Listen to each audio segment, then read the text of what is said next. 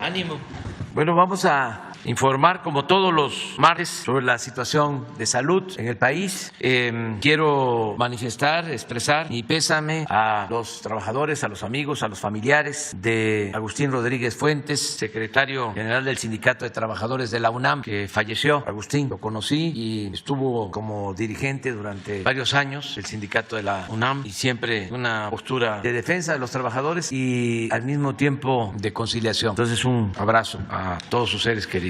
Vamos a comenzar. El día de hoy, como ya afortunadamente, esa es la noticia, afortunadamente está bajando la pandemia, pues ya no consideramos que era necesaria la participación de la maestra Delfina Gómez Álvarez, porque hay normalidad en las escuelas, no ha habido ningún problema de nada.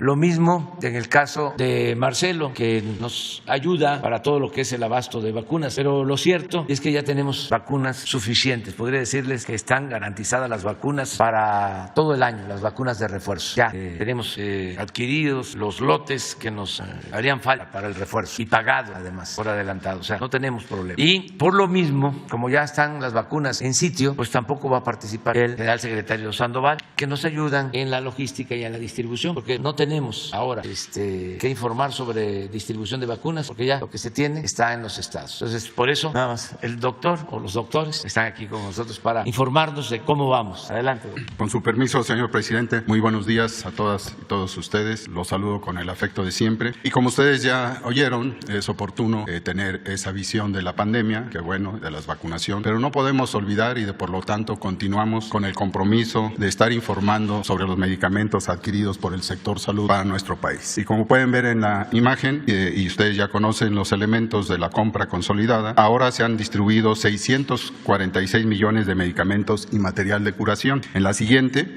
se muestra que entre febrero y marzo recibiremos 137.205.597 piezas derivadas de la extensión contractual de las compras del 2022, con lo que se garantizará el abasto del primer semestre. La compra del INSABI y de la UNOPS garantizarán un abasto mayor del 95% de las claves solicitadas para el primer semestre. Asimismo, en la siguiente pueden ver ustedes que en los últimos 7 días se entregaron 9.115.299 piezas de medicamentos y de material de curación, estando en tránsito 7.963.954 piezas. En la siguiente, durante la semana del 13 al 19 de febrero se distribuyeron 344.450 piezas de equipo de protección personal en 6 entidades. Así, la distribución acumulada en el primer bimestre de este año es de 2.868.986 piezas. Por otro lado, en la siguiente pueden ver que el INSABI, con la suma de las 28 entidades federativas del plan de distribución de la última milla y con ayuda de Sedena y Birmex, distribuyeron en los estados de México y Veracruz 246.684 piezas para abastecer 554 unidades de salud. En las siguientes imágenes también informamos sobre medicamentos. En este caso, en la primera, que COFEPRIS liberó el 10 de febrero cerca de 14,000 piezas de medicamentos para el cáncer, fabricados en Argentina, 13,293 de ciclofosfamida y 626 de topósido, todas de calidad, seguras y eficaces. Y por último, en la siguiente les comunico que del 12 al 18 de febrero se prepararon 2.603 mezclas oncológicas para pacientes del Instituto Nacional de Cancerología, del Hospital Juárez de México y del Instituto de Enfermedades Respiratorias. En siguientes días se sumarán a esta unidad de mezclas de medicamentos el Hospital General de México, para así completar lo que es en la zona metropolitana y cercanías la preparación de estos productos, donde se suman diferentes antineoplásicos de acuerdo a la enfermedad y antibióticos, así como suplementos para alimentación nutricional. Muchas gracias. Con su permiso, maestro. Vamos a comentar sobre la epidemia. Como ya señala el presidente, las noticias han sido muy positivas durante ya un mes consecutivo, con reducciones en la intensidad epidémica y con avances muy sustanciales en la cobertura de vacunación, particularmente en los refuerzos, donde estamos teniendo una gran velocidad de aplicación. Si me pasan la primera, vamos a visualizar hoy con cierto detalle, aprovechando que tenemos un poco más de tiempo, cada entidad federativa, cómo ha estado la epidemia en cada entidad federativa. Vamos primero por el panorama general nacional. Esta es nuestra misma curva epidémica de agregación semanal, solo que ahora la pusimos en forma de columnas en vez de línea, pero es la misma idea. Como pueden ver ustedes, la altura o la cantidad, ¿no? Si me permiten me paso para allá, como van a ser varias curvas. Muchas gracias. Con su permiso, presidente.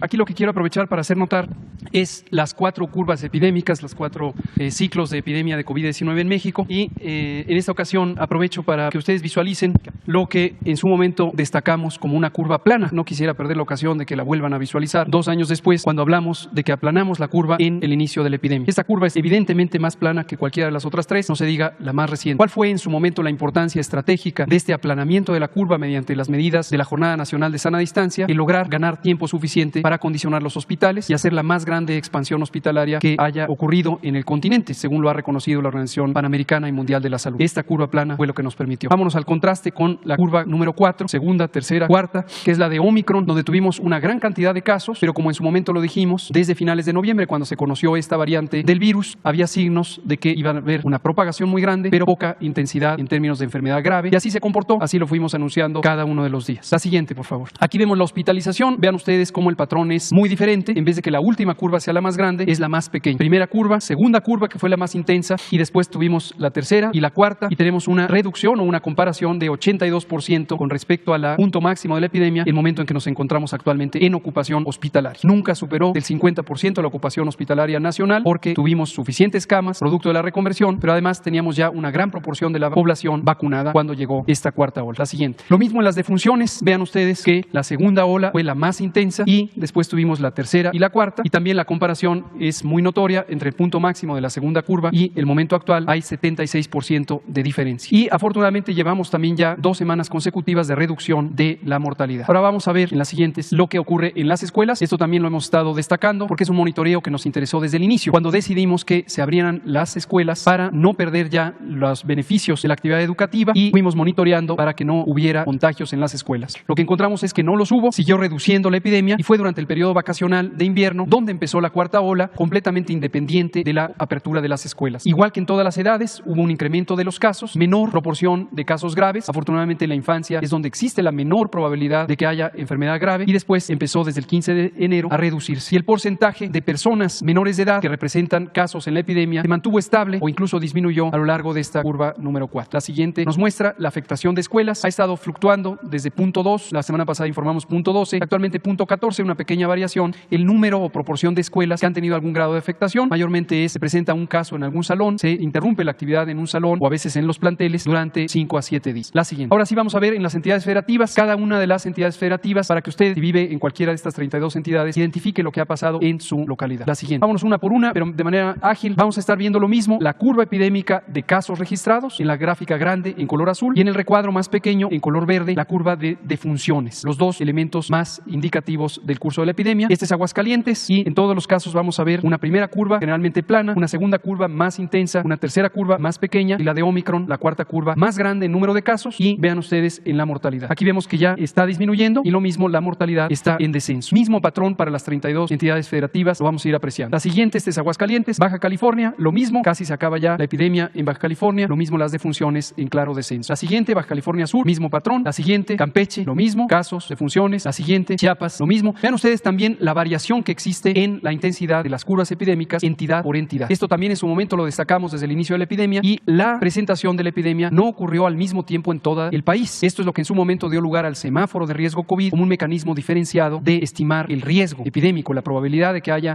resurgimiento de la epidemia o complicaciones en cada entidad federativa. Y recordar también, aprovecho en los recordatorios, que cada autoridad sanitaria está representada por los gobiernos de las entidades federativas, y las decisiones específicas de cómo, cuándo y dónde implantar las distintas intervenciones de la estrategia nacional quedaron sujetas a la responsabilidad de las autoridades sanitarias estatales. Por eso, cuando se habla de la estrategia y se identifica lo que hizo el gobierno federal, hay que tomar en cuenta que su impacto directo dependió también de la efectividad, la oportunidad y la eficiencia con que las autoridades estatales, que son autoridades sanitarias de acuerdo a la Ley General de Salud, implantaron esas medidas. Este es el caso de Chiapas. La siguiente, Chihuahua, lo mismo, en descenso. La siguiente, Ciudad de México, también en claro descenso. Vean ustedes las defunciones en la Ciudad de México, siguen el patrón nacional. Progresivamente tuvimos una reducción en las defunciones, y hemos destacado la Ciudad de México como una de las entidades, quizá la que más tuvo retos para el manejo de la epidemia, pero también la que tuvo el más amplio programa de salud en las localidades, y también la primera que logró la cobertura absoluta de vacunación y que tuvo la más amplia campaña ahora con los refuerzos, que hasta el momento sigue siendo la puntera. La siguiente. Coahuila en descenso, la siguiente. Colima, lo mismo, la siguiente. Durango, la siguiente. Estado de México, Guanajuato, Guerrero, Hidalgo, Jalisco, Michoacán, Morelos, Nayarit, Nuevo León, Oaxaca, Puebla, Querétaro, Quintana Roo, San Luis Potosí, Sinaloa, Sonora, Tabasco, Tamaulipas, Tlaxcala, Veracruz, Yucatán y finalmente, pero no menos importante, Zacatecas. Las 32 entidades federativas con una reducción drástica de la epidemia, prácticamente de salida en todos los casos y con reducción también muy significativa de las defunciones. La siguiente. La estrategia de vacunación sigue avanzando. La siguiente, en esta última jornada de ayer para hoy tuvimos 510,000 dosis aplicadas, pero también quiero destacar aquí, esta es la cifra de millón. Vean ustedes, esta es la altura de 1 millón. Durante varios periodos hemos tenido 1 millón de dosis o más. En la semana más reciente tuvimos 3 días, martes, miércoles y jueves, con arriba de 1 millón de dosis aplicadas, principalmente los refuerzos y un promedio nacional de 820,000 dosis al día. La siguiente. Ha mantenido siempre su ritmo ascendente la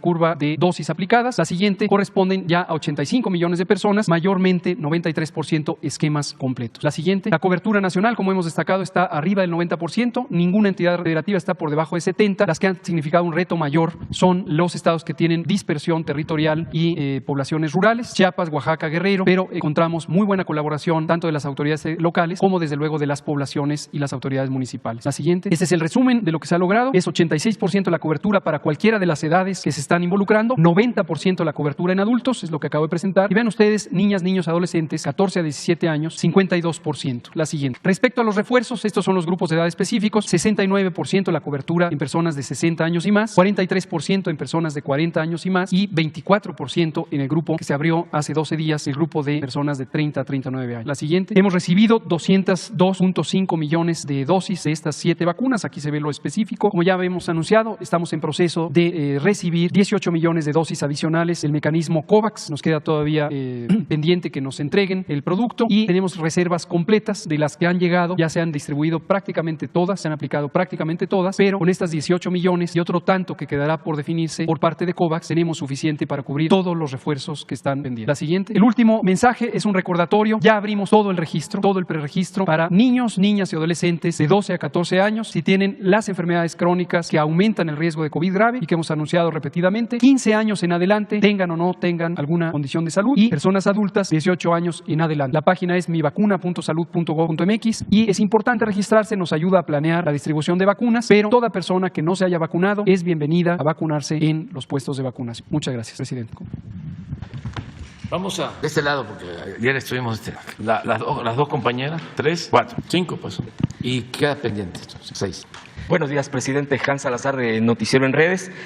Preguntarle, el día de ayer ya hubo una auditoría respecto a esta empresa estadounidense donde se acusaba el conflicto de interés con respecto a su hijo. Sin embargo, ya está descartado esto por parte de la empresa. Ya de hecho se ha hecho una auditoría, ya se expresó el día de ayer esto, y sin embargo, bueno, hay una insistencia mediática por parte de los interesados que han estado acusando lo contrario. Sin embargo, a pesar de que se han dado pruebas muy concretas, por ejemplo, el propio contrato de esta casa, el tema de los pagos, etcétera, sigue insistiendo todo este tema. E incluso se habla de que no se ha variado en esto, sin embargo, se insiste. Yo preguntaría, presidente, en todo este tema de lo que sigue esta andanada mediática, porque es una clara andanada mediática en contra, ya se ha expresado aquí, con fines no meramente periodísticos, sino incluso de no sustentar, de inferencias, así como ya eso es una palabra que es más común actualmente en la parte de los medios, y que son medios masivos,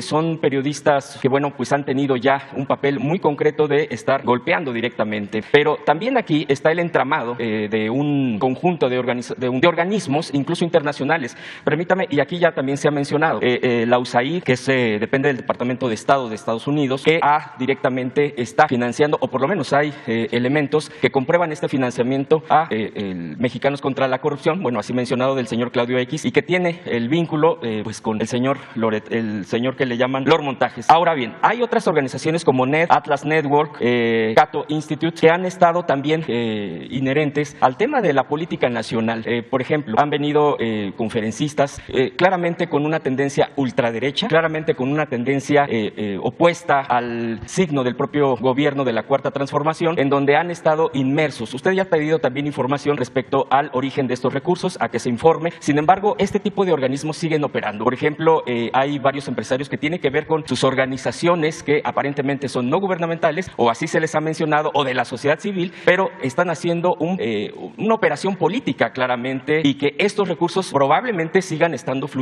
fluyendo. Presidente, finalmente yo en este sentido, en todo este esquema, en los elementos que le menciono que han salido el día de ayer, esto no tendría, usted lo lee como también una posible injerencia de esto de golpeteo, incluso externo y aquí nacional, contra la propia reforma eléctrica, presidente, y una presión para que evidentemente pues los intereses de ciertas empresas transnacionales no se vean afectadas con esta reforma que pretende la soberanía al país, presidente. Pues sí, ese es el fondo del asunto, ¿no? No es una campaña mediática sin causa de fondo. Es una campaña mediática porque nosotros tenemos una postura política y estamos enfrentando a un bloque conservador, yo agregaría corrupto, a una mafia de poder que dominó el país durante 36 años. Entonces, ni siquiera es un asunto personal o periodístico, es una disputa por la nación. A veces se gana el gobierno, pero no el poder. Y aquí sí, es una lucha de poder con dos concepciones distintas. La concepción nuestra es que el poder solo tiene sentido y se convierte en virtud cuando se pone al servicio de los demás, y la concepción de ellos de poder es distinta. Es acumular dinero por los medios que sean, sin escrúpulos morales de ninguna índole, y actuar de manera clasista, racista, discriminatoria, no tenerle respeto al pueblo. Ya no hablemos de querer al pueblo. Entonces, son los dos proyectos. Pero esto viene de tiempo atrás. Nosotros los hemos enfrentado durante años. Claudio X González, hijo, pues trae la escuela del padre, que fue el que encabezó la guerra sucia en el 2006. Era presidente del Consejo Coordinador Empresarial. Llegó a decir que si yo ganaba, no descartaban la posibilidad de actuar como en 1973, cuando se llevó a cabo un golpe de Estado, cuando Pinochet. Es lo mismo. Yo recuerdo una reunión convocada por empresarios en el 2006 en Valle de Bravo, y Claudio hijo me cuestionó por mis posturas, y ahí salió lo de la venta de Banamex, de que no habían pagado impuestos, y que si no habían pagado impuestos era porque así estaba la ley, y les respondí que no era un asunto legal sino moral. ¿Cómo vendían un banco en 12,000 millones de dólares y no pagaban un centavo de impuestos? Pues esa es la misma historia. Se hablando de 2006, pues ya lleva más de 15 años, y siempre los hemos enfrentado, siempre los hemos enfrentado, y ellos han contado con los medios de información, ya han estado financiando campañas con ese propósito, y convocan o enganchan a periodistas que los vuelven mercenarios para hacer investigaciones en contra nuestras, en contra de nosotros. O sea, imagínense cuántos videos. Hay un video de la campaña pasada sobre populismo, financiado también por ellos. Y todos estos periodistas, en los últimos tiempos, los contratados por Claudio X González, pues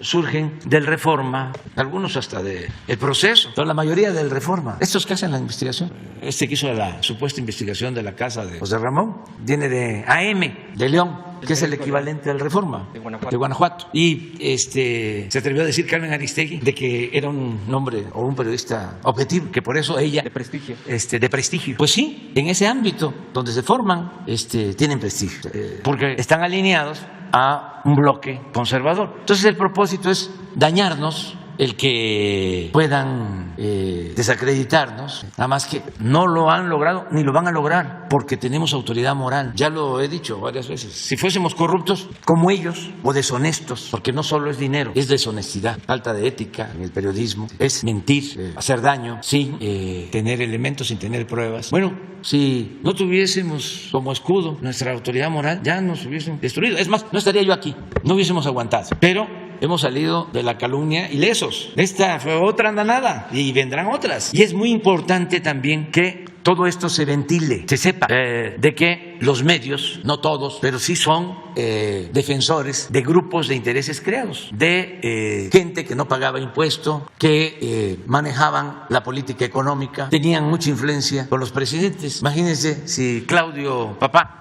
fue el jefe de todo el grupo que llevó a cabo el fraude electoral del 2006, que se robaron la presidencia de la República. Pues ni modo que el presidente no lo atienda. Todavía hasta el sexenio pasado le recomendó al presidente Peña que para tener dinero en el gobierno que aumentara el precio de las gasolinas, y le hicieron caso. De 10 pesos terminaba costando la gasolina 20, y ese fue Claudio X González, papá. Y él dijo, pues es lo mismo. La señora Amparo Casar, pues también de Gobernación, con Krill, vinculada al grupo de Aguilar Camín, desde luego a Claudio. Entonces son los mismos que hemos enfrentado desde hace mucho tiempo. Lo que ahora está quedando de manifiesto es de que pues no son independientes, ni neutrales, ni centristas, ni socialdemócratas, ni moderados. No, están en el bloque conservador y corrupto en este país. Y acerca de la intervención de Estados Unidos, pues es muy lamentable, pero también desde hace tiempo se ha venido dando en los cables de Wikileaks, que, por ejemplo,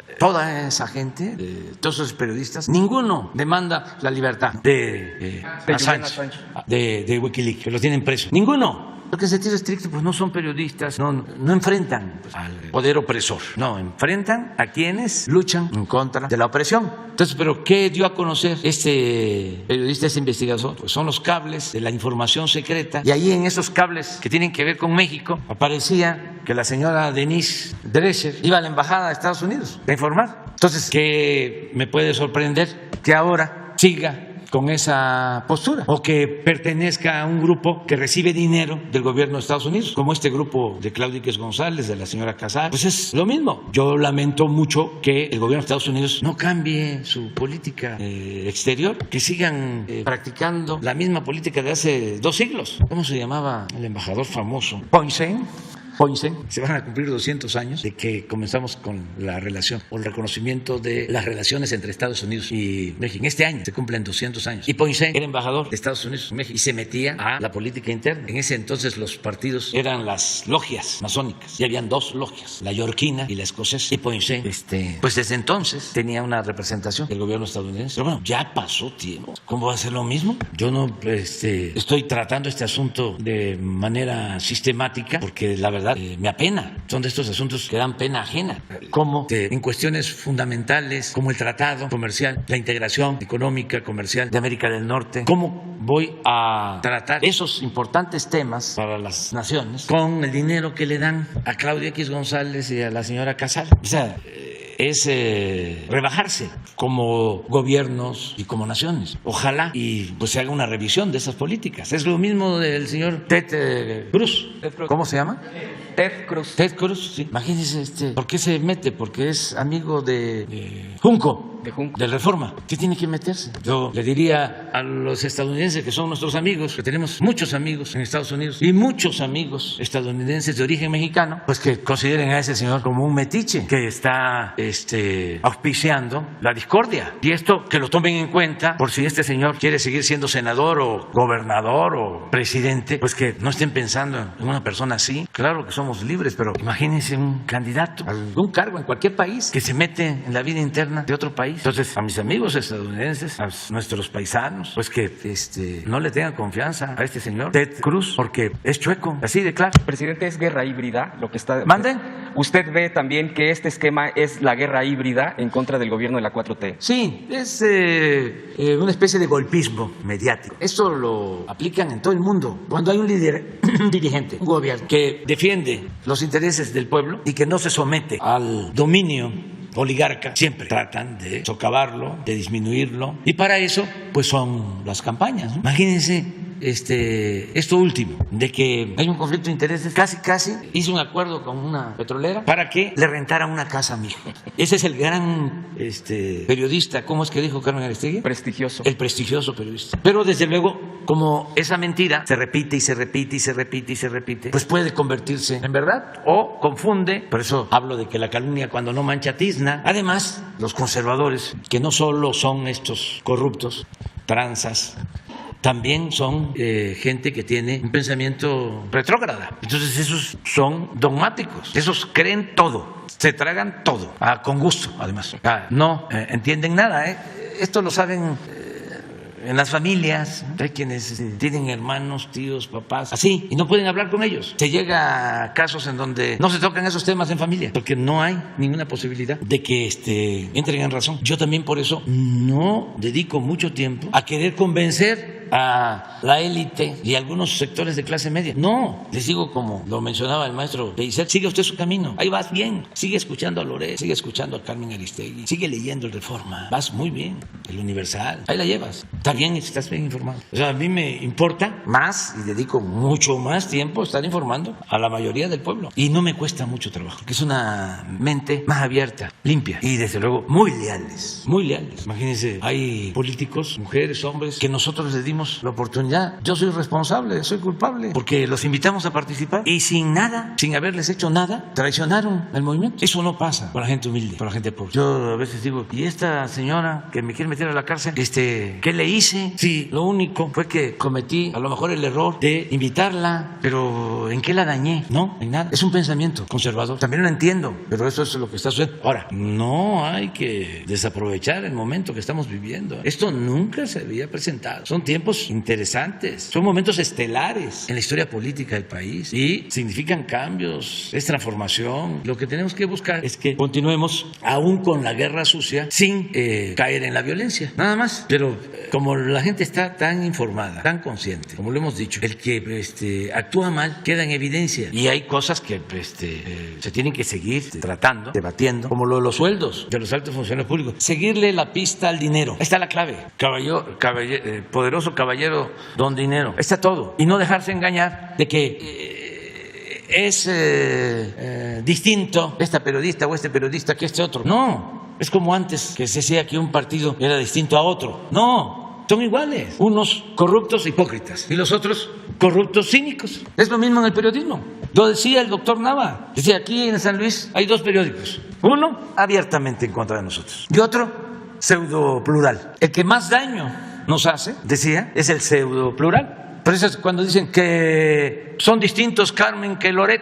Yo digo, ¿quién sabe? Políticamente hablando. Porque Loret, ¿qué escrúpulos puede tener? O sea, eso es abierto, como sea don Fidel Velázquez. Soy charro y qué. Pero lo otro es la simulación, la supuesta objetividad, la independencia. Entonces, en momentos de definición, eso no. En términos políticos, no hay muchas diferencias y mucha gente se confunde con ese tipo de periodismo, que creen que son independientes, que no tienen partido, que no pertenecen a ningún grupo. ¿Cómo no? Pertenecen al bloque conservador. Nada más con el hecho de escribir en Reforma, pues ya se sabe cómo se piensa. O hay algún escritor en Reforma que opine distinto a la línea editorial del Reforma. Ahí estaba Lorenzo Meyer, pero ya no está ahí. Todos los demás, todos, ahí son más claros, conservadores. El Universal, durante mucho tiempo, mantuvo una línea editorial interesante porque sus notas informativas a favor del régimen. Yo creo que desde que se fundó el Universal, en la época de mi paisano Lavicini, que estaba vinculado a la empresa petrolera del Águila. Todavía creo que es su símbolo, ¿no? El Águila.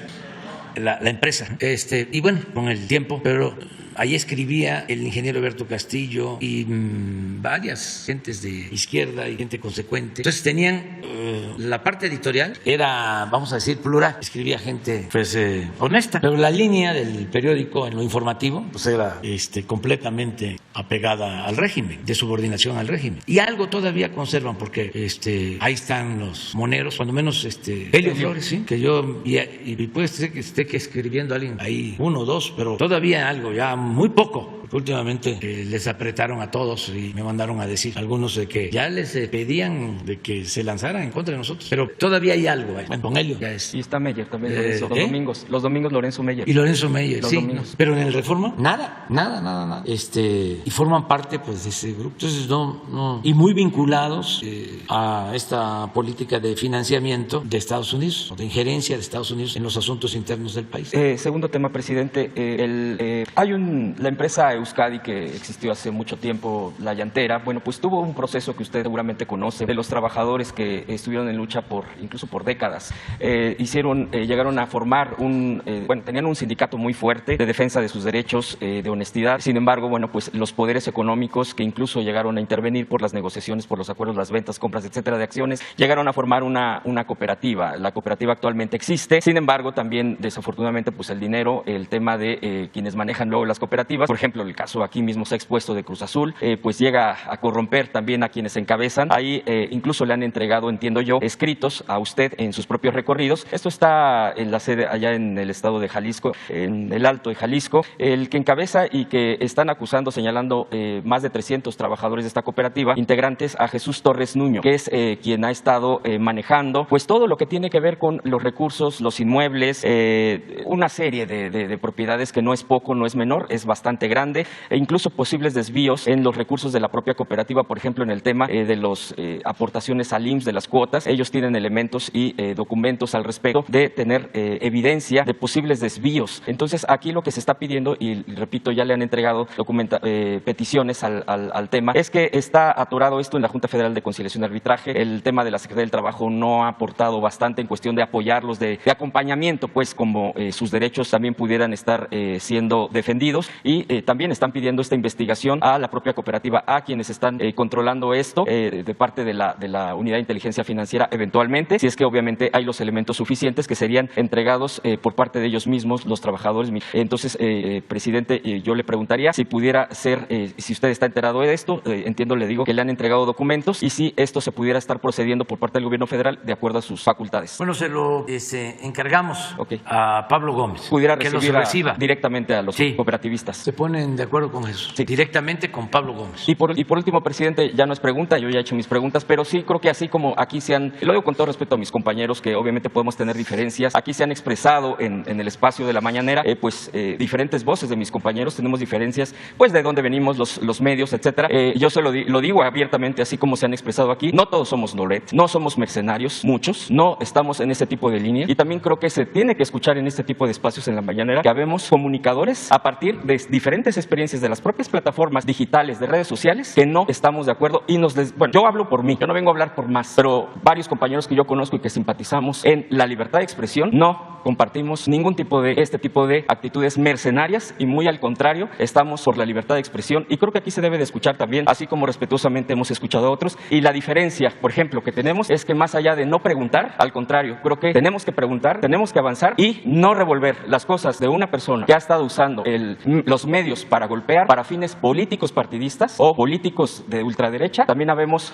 otro tipo de comunicadores que estamos abriendo otro tipo de espacios, presidente, y por eso solamente lo expreso aquí, solamente que quede obviamente pues escuchada esa voz. Gracias, presidente. Sí. Mire, nosotros sí sabemos distinguir, o sea, la mayoría de los periodistas no tiene nada que ver con lo que estamos hablando. A ver, que levanten la mano quienes conocen a Claudio X González. Es otra cosa, es otro mundo, eso es arriba. Y pues no tenemos nada nosotros en contra del periodismo, que es un noble oficio. Estos son intereses. Y de manera muy especial, además de los que abiertamente actúan como mercenarios, que les pagan para eso. Por eso me interesa en que den a conocer cuánto ganan, que nos vamos a ir de espalda. Les puedo probar que hay quienes reciben 15 millones de pesos mensuales, pero ellos mismos lo podrían decir. He estado hablando de Jorge Ramos, de cuánto gana León Krause. ¿Y por qué lo señalo a ellos? Porque están enfrentados a nosotros, les pagan para eso. A ver, y sabe, Pinado, ¿no? Joaquín López Obrador, y Ciro, y Loret, te estoy pidiendo que me autorice para que yo dé a conocer de que obtiene nada más de ingresos 35 millones de pesos al año, 35.200.000, pero los tengo documentados. No lo puedo dar a conocer,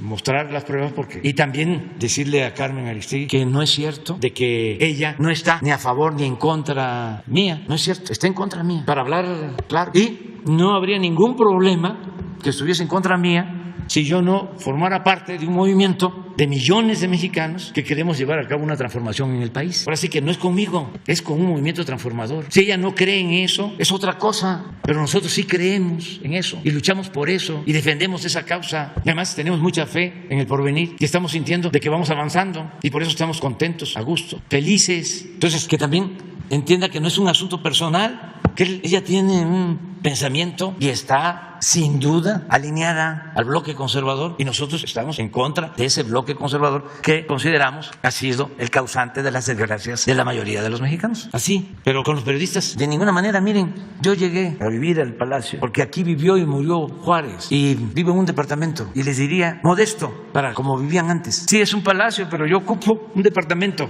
que tenía de descanso Calderón y Peña. Como yo en campaña hablé de que quería vivir aquí, cuando visité al presidente Peña, ya siendo presidente electo, me dijo, mire, le voy a enseñar. Ya me mostró el departamento. Y ahí vivo. Me costó un poco de trabajo convencer a Beatriz. Pero bueno, lo primero que hice fue separar el área histórica y con muebles de Hacienda, sin comprar nada. Hicimos la primera sala de juntas, no la sala de junta histórica, donde aprendieron al presidente Madero, que mañana lo vamos a recordar, ni el despacho, sino en la parte que manejaba el Estado Mayor. Vamos a decir, ya impactada, no los salones. Y la primera sala, que algún día les voy a invitar. Bueno, les invito mañana, vamos la mitad y pasado mañana la otra mitad. Así como están, esta mitad y la otra mitad. Sí, nada más ustedes.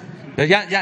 Y ya de los que vengan después, ya quedamos mañana, terminando, nos vamos a la sala y pasado mañana, que es jueves, ¿de acuerdo? O sea, el ala izquierda y el ala derecha. No, depende de donde esté uno ubicado.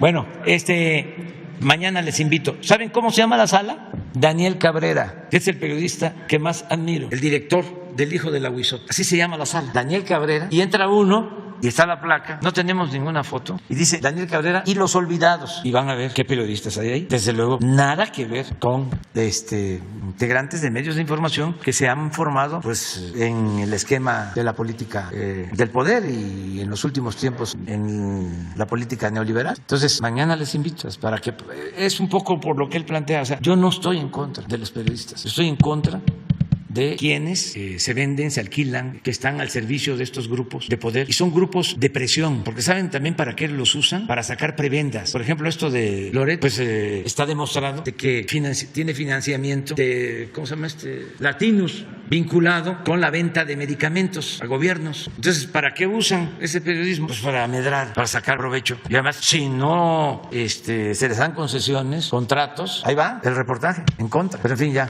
Buenos días, presidente. Shaila Rosagel, corresponsal de Grupo Gili, El Imparcial de Sonora, La Crónica de Mexicali, Frontera de Tijuana y El Imparcial.com México. Buenos días, secretario, subsecretario.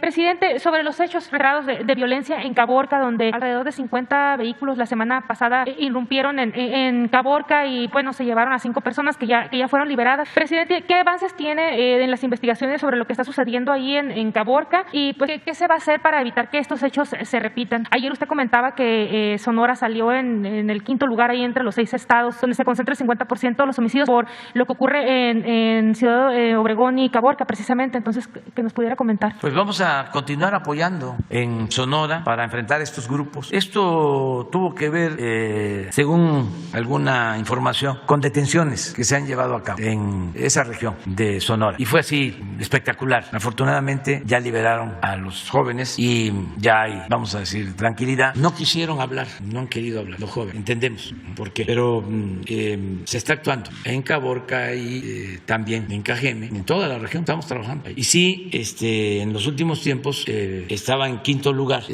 Chihuahua y en sexto Sonora. Sí, y ahora pasó a estar entre los 6 con más violencia. Sí, lo tenemos registrado, eso estamos trabajando. Decirle a la gente de Sonora que no vamos a dejar de actuar y de apoyar. Gracias, presidente.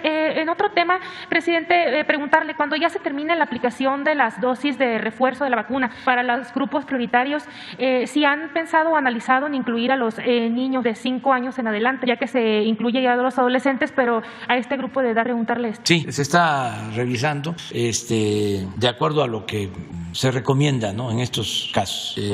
Hay manejo politiquero de un partido que está promoviendo amparos para que se vacunen. No hay ningún problema. Nosotros, si un juez decide que se tiene que vacunar a un niño, lo hacemos. Hay ciertas advertencias. Yo creo que Hugo podría explicar más sobre riesgos y estamos cuidando que sea de conformidad con el protocolo de salud, lo que recomienda la Organización Mundial de la Salud en estos casos, y que la vacuna se utilice bien para todos, pero que se aplique a los más vulnerables, a los que pueden tener más riesgos. Esa es la política. Pero tú podrías explicar. Gracias, Shaila, por insistir en este tema. Con mucho gusto lo volvemos a explicar. En términos generales, las intervenciones de salud pública, las intervenciones de salud colectiva, tienen que tomar en cuenta el beneficiar no solamente a cada persona, sino al conjunto de las personas. A veces no parece fácilmente entendible que pudiera haber contradicciones entre la idea de esta persona en particular o esta versus comparado con todo el conjunto de la población. Pero estas diferencias existen. Pueden haber situaciones en donde hay que pensar en el conjunto de la población porque es la manera en que se aprovecha más ampliamente la protección de una intervención de salud, en este caso las vacunas. La Organización Mundial de la Salud y diversas comunidades técnicas y científicas de la salud pública en el mundo, y desde luego nosotros también lo analizamos con el apoyo de distintas comunidades académicas del país, todas hemos identificado cuál es la distribución del riesgo, de la probabilidad de tener complicaciones por COVID. COVID, como también hemos comentado desde que empezó la epidemia, es una enfermedad en donde la enorme mayoría, afortunadamente la enorme mayoría de las personas que se infectan por el virus SARS-CoV-2 no tienen enfermedad grave,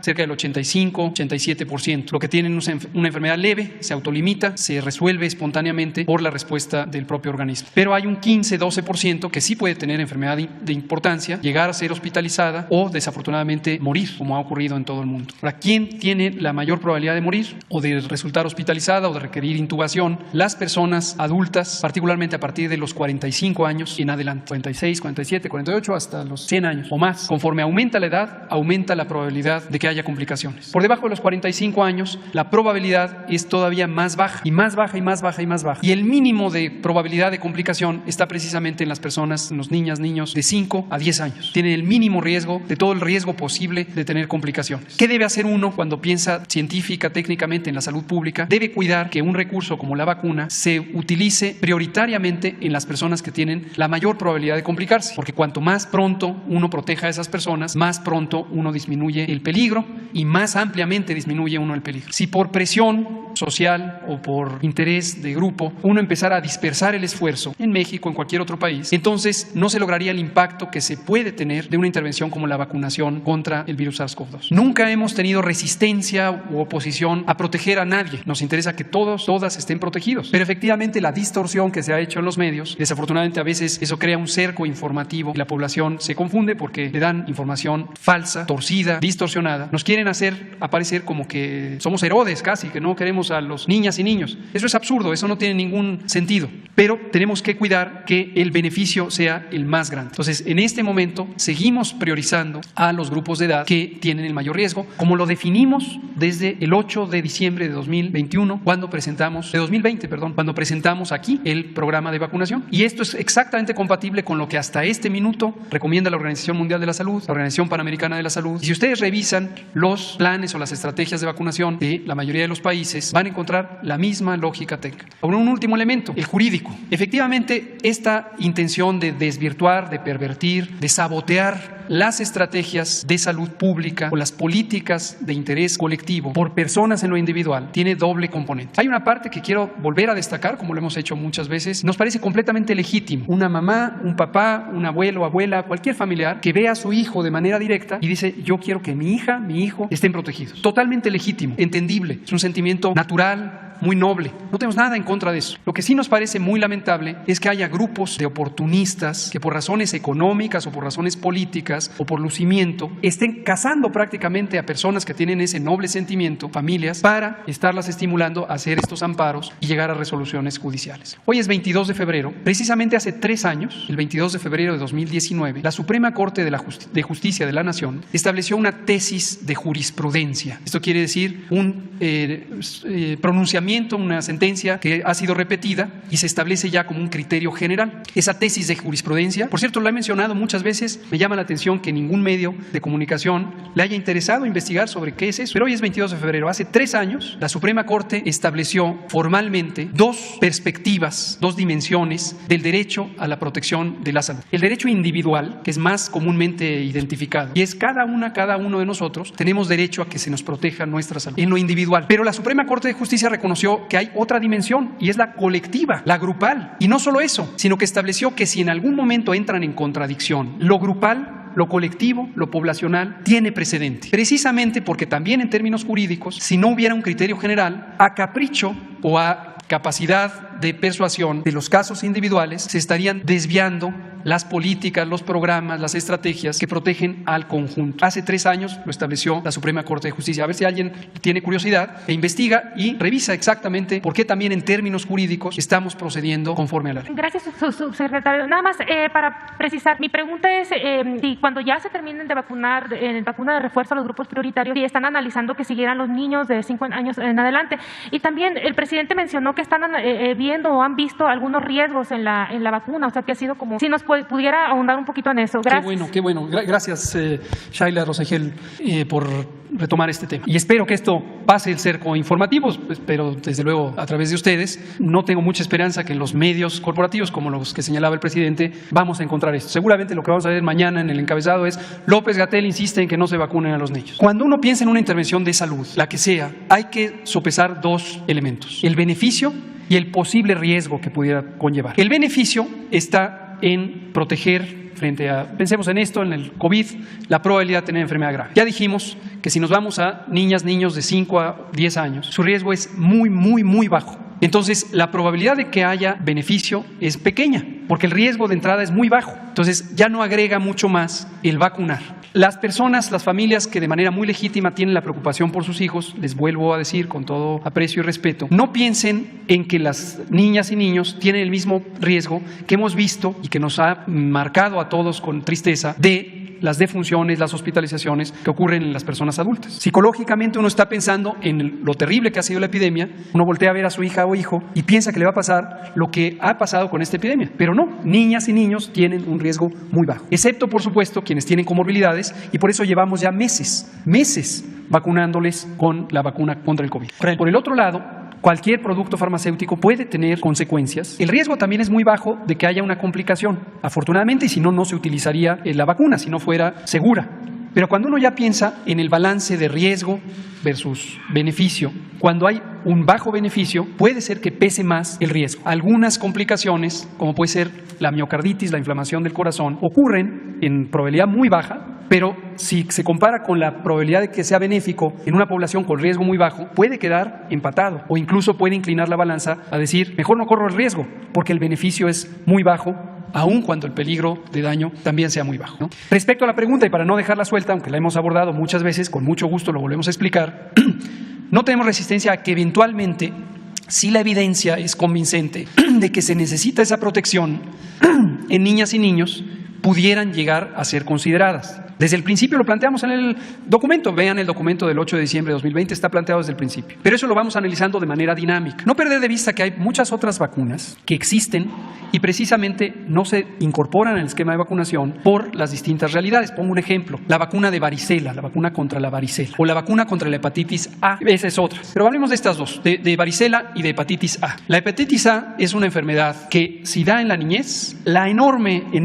mayoría de personas, estamos hablando de 99%, van a tener una enfermedad leve. Ciertamente les puede causar fiebre, malestar, fatiga, tardan unas semanas en recuperarse del todo, se sienten fatigados, los niños y niñas. Pero es una enfermedad leve. Si da en la edad adulta, puede dar una enfermedad grave.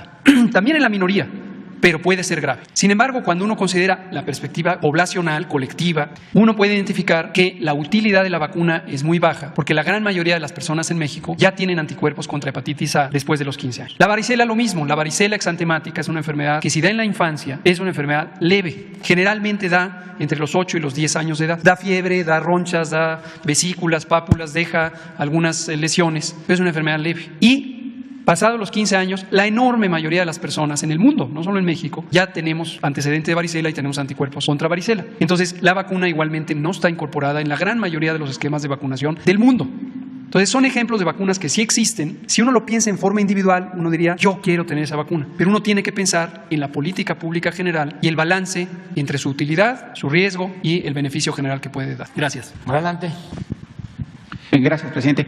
Marco Antonio Olvera, de la revista Énfasis y del canal Marco Olvera Oficial en YouTube. Presidente, el próximo 27 de febrero a las 12:30 del día, miles de mexicanos van a abarrotar el Zócalo capitalino con el afán de, por supuesto, refrendar el apoyo que tienen a su gobierno. Y también el 10 de abril mucha gente va a salir, por supuesto, a votar para que usted sea mandatado para terminar los 3 años de su gobierno que le faltan. Y, por supuesto, será un precedente para que los gobiernos que vengan después de usted, pues obviamente presidente, no se queden en el poder, sea que sean pues corruptos y estén saqueando el país. Sobre el tema de la prensa, presidente, yo quisiera insistir, en los últimos días pues se ha venido desatando una guerra cibernética a través de Twitter, YouTube y demás medios de comunicación.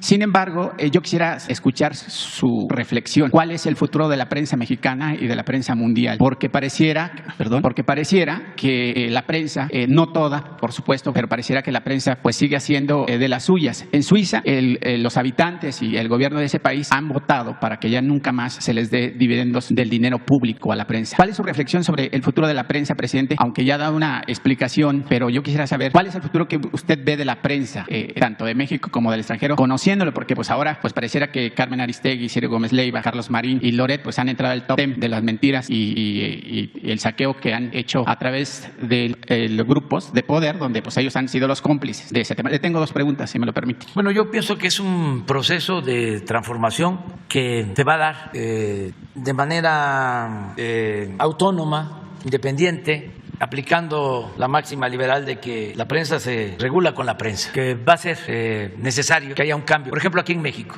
si no preparan cuadros nuevos o le dan oportunidad a muchos periodistas nuevos que hay y siguen los mismos, pues cada vez van a tener menos credibilidad los medios, sobre todo los medios convencionales, o sea, porque ya de tanto mentir, pues pierden credibilidad. Entonces ya incluso a los que están detrás, a los que aportan el dinero, pues ya no les rinde. Yo así veo las cosas. Antes era distinto, ahora ya esto es porque tenemos un pueblo muy avispado, muy consciente, y esto es en el mundo. Todavía, ahora que estaba la campaña a todo lo que daba, ¿no?, en contra de José Ramón, de su esposa, decía un personaje: estamos a periodicazos acabando con el movimiento. No somos moscas, pues. Pero se entusiasman con eso. No han entendido que ya son otras condiciones. Y ahí van a ir poco a poco, porque mientras nosotros estemos aquí, vamos a estarnos defendiendo, porque es defender un proyecto, y vamos a estar aclarando, informando, argumentando, y desde luego con el compromiso de respetar la libertad de expresión a todos. No vamos a decirle a ningún dueño de medio de comunicación ya no queremos que esté esta comunicadora, este comunicador. No podríamos hacer eso por principios, por convicciones, pero ya la gente está pensando de otra manera. Acerca de la manifestación, yo no tengo informes. Yo les diría respetuosamente que no se manifestara, que no haya ningún acto de apoyo. Qué mejor, como ciudadanos libres, independientes, participen el día 10. Pero el INE no colocó todas las urnas. Por ejemplo, en mi pueblo hay 4 urnas para 45,000 habitantes, imagínese usted. Bueno, que el que quiere ser libre lo será. Entonces, si hay que estar desde un día antes, hay que estar. Así hemos enfrentado todos los obstáculos siempre. Nunca ha sido fácil. Siempre hemos luchado en contra de la corriente. Estamos enfrentando al INE. Parece mentira, pero es estar constantemente remontando pues todos estos desafíos. ¿Cuántas casillas se pusieron en la elección federal? ¿100 qué? 65,000. ¿Y ahora cuántas van a ser? 55. Te van a poner como la mitad, como el 30%. Sí. Pero no le hace. Y todo es para que sigan teniendo los mismos sueldos, ¿no?, los consejeros, y que se sigan dando la gran vida, ¿no?, porque no pudieron llevar a cabo un plan de austeridad para poder instalar más casillas o llamar a las autoridades y a la gente para que se instalaran más casillas. No, porque lo están haciendo todo a regañadientes. No lo hacen con gusto. No les causa placer la democracia. Pero bueno, hay que confiar en la gente. Presidente, y ahorita que está usted diciendo que la prensa se regula con la prensa, ¿qué mensaje le daría a los dueños de los medios de comunicación? Porque los grandes medios no son reporteros, no son periodistas, son empresarios, son políticos y desgraciadamente pues la gente que salimos a la calle a reportear, a buscar la nota, pues tienen sueldos de escasos 10,000, 12,000, 15,000 pesos, cuando los conductores estelares o los columnistas pues ganan, pues ahí tiene Carlos Loret 35 millones, Joaquín López Dóriga, imagínese, tiene un yate de 40 millones de pesos. ¿Qué reportero aquí sentado tiene un sueldo anual o no sé, para comprar un yate de esa cantidad? ¿Qué le diría a los medios de comunicación, a los dueños de los medios de comunicación? Porque muchos reporteros no tienen acceso al servicio médico, su casa no es propia, la rentan, muchos de ellos, otros apenas si alcanzan un crédito del Infonavit que lo terminan pagando 40 o 30 años después. Y por supuesto, muchos de los reporteros que andamos en la calle pues, son los que se llevan más el trabajo. Pues que ayuden. Nosotros estamos pensando en algo. Ahora que fui a Chihuahua, para no plagiar la idea, un periodista, Rubén Villalpando, me hizo una propuesta. Tiene una iniciativa entre otras cosas, propone que destinemos un porcentaje del gasto de publicidad del gobierno para un fondo que permita que los periodistas tengan garantizado el derecho a la salud. Y creo que también a la pensión, ¿no? Y a lo mejor lo vamos a hacer. O sea, del gasto de publicidad del gobierno, un porcentaje se va a dedicar a eso. Y es una idea de él, pero tiene otras cosas. Entonces, en eso nos podrían ayudar los dueños de los medios, a que aporten algo para los periodistas que ganan muy poco y que no tienen seguridad social. Y a veces hasta he pensado, ¿cuántos de los periodistas machuchones viven de atacarme? Digo, ¿o cuánto reciben por atacarme? Millones. Claro. Imagínense que les pidiera yo que dieran un porcentaje para ayudar a los periodistas que ganan poco. ¿Cuánto juntarían?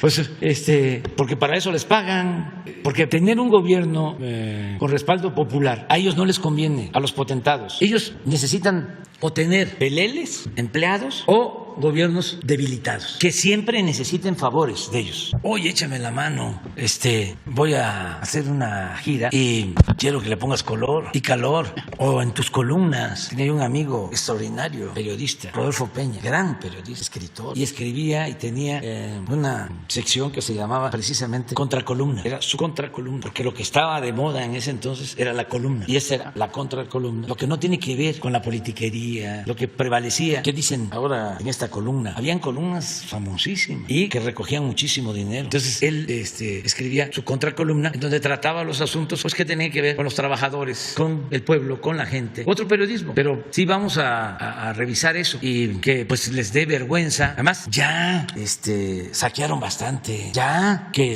entiendan que son otros tiempos, que parece que no tienen llanadera. Ya no se va a poder seguir vendiendo las medicinas a precios elevadísimos, medicinas adulteradas, políticos vendiendo medicinas. Ya no se va a poder eso. Y no es porque estemos nosotros. Va a ser muy difícil ya que se dediquen a otra cosa. Además, lo que tienen les alcanza para vivir a ellos, a sus hijos, a sus nietos. Entonces, ¿cuántas generaciones? Ya es una enfermedad que es más y más y más. Que moralicen, que ayuden al país, que ayuden a la gente necesitada, que se fortalezcan espiritualmente, ayudando al prójimo. Que digan ya, voy a iniciar una nueva vida. Lo pueden hacer, porque no se va a poder ya hacer lo mismo. Son otros tiempos. Yo estoy absolutamente seguro de que esté quien esté en el gobierno, ya no se van a poder cometer los abusos, los excesos que se cometían. Esto ya cambió y, como siempre lo digo, es un cambio de mentalidad. Eso es lo más difícil de lograr, pero también es lo más importante, porque cuando cambia la mentalidad del pueblo, cambia todo. Y no estoy hablando del 100%, porque ya he mencionado de que hay una minoría no tan pequeña, millones todavía, de que tienen un pensamiento dogmático, conservador, que va a ser muy difícil de que cambien. Sus hijos sí, sus nietos. Yo por eso hablo del tema, porque no estoy pensando en ya los mayores, estoy pensando en los jóvenes, aún de familias fifís, que se rebelan. ¿De dónde surgió el apóstol de la democracia? Lo vamos a recordar mañana. De una familia de hacendados, Francisco y Madero. Su abuelo, don Evaristo, era porfirista, y hasta le escribía a Porfirio ofreciéndole disculpa por la actitud de su nieto. Decía, estamos muy apenados con usted, presidente, porque este muchacho es un loco. Le escribía. Imagínense que es hasta espiritista. Y así, después en la revolución, Ragedis Guerrero era hijo de hacendados de Guanajuato y al mismo tiempo participaba en el magonismo. Brillante como escritor, consecuente, defensor de los pobres. Una vez llega a la hacienda y come en la mesa con los peones, y dice una señora que pertenecía a los peones, vino muy cambiado de patroncito porque no quiso comer en la casa grande, quiso comer con nosotros. Bueno, eso era Braje, al grado que lo desheredaron, no querían los papás saber nada de él. Cuando lo asesinan, cuando lo matan por un accidente además, su hermana fue la que fue por él. Entonces, no estemos pensando que los de arriba, sus hijos, sus nietos, no van a tomar el camino de las causas justas y del humanismo. ¿Por qué no? Si hay unos que están, pero son los de mi generación, o sea, los grandes, pero los jóvenes no. Los jóvenes son un libro abierto. Okay, gracias, presidente. Presidente, hasta marzo del 2019 en México había 4.85 millones de pymes, según el INEGI. Pero durante estos 2 años de pandemia de COVID-19, que no azotó solamente a México, sino al mundo entero, han cerrado en nuestro país poco más de 1 millón de ellas, sobreviviendo solamente 3.85 millones. En ese sentido, presidente, la pandemia no ha sido el único factor que obligó a las empresas a cerrar la cortina, a bajarla. Existe otro factor: los bancos, las instituciones bancarias que otorgan créditos con excesivos porcentajes de interés. Prueba de ello es el banco Invex, que en 1991 surgió como casa de bolsa y desde 1994 cotiza en la Bolsa Mexicana de Valores, operando en 8 entidades de las 32 que tenemos en la República Mexicana y una sede más en Miami, Estados Unidos. Su actual director general es Jean-Marc Marcir Durán, y quien durante también consolidó consolidó un redondo negocio financiero con la línea de aeronáutica Volaris, donde los cuentavientes se les otorgan tarjetas de crédito para viajar a través de dicha línea aérea. Banco Invex se especializa en atender empresas, banca personal y banca transnacional, pero además es el responsable del quebranto de miles de empresas mexicanas, otorgando créditos buitres, como lo ha hecho el Fondo Monetario Internacional con países sobre todo de América Latina y África. Le pongo un ejemplo. La empresa promotora de servicios integrales para la construcción SADCB solicitó un crédito en 2018 por 250 millones de pesos con un interés del 17.95%. La empresa que recibió el crédito lleva 25 años en el mercado. Su dueño es una persona de la tercera edad. Genera 250 empleos directos y 80 indirectos. Hoy, a 3 años de la deuda, Invex le está cobrando 412 millones de pesos de intereses, solamente 162 millones, además de 66 millones de pesos que ya pagó el señor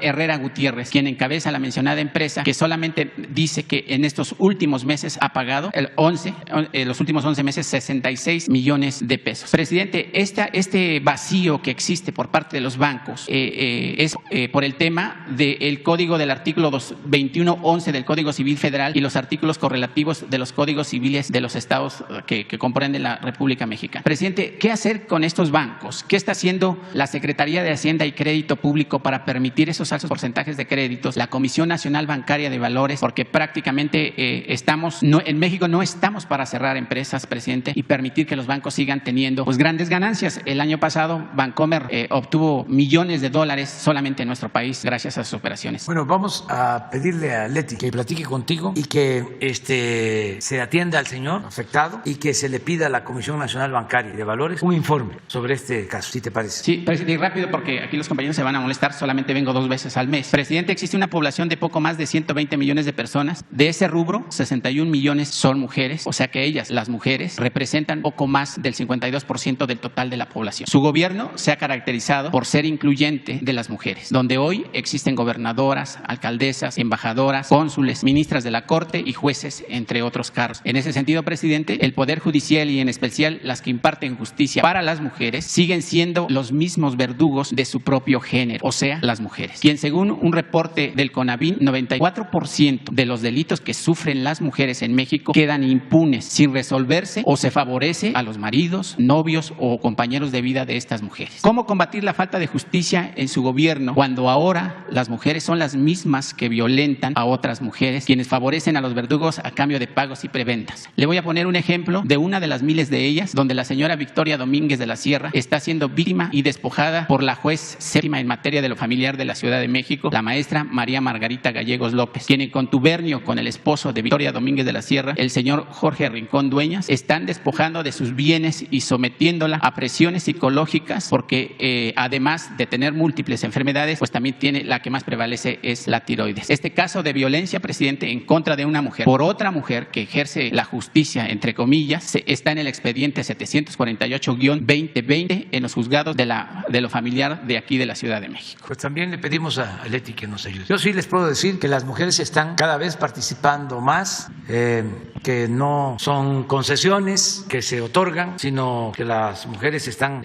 abriendo espacios para participar. Lo hacen muy bien, me consta, porque a mí me apoyan mujeres. El gabinete está integrado por hombres y por mujeres. Y también conozco de muchos casos en donde las mujeres defienden a las mujeres.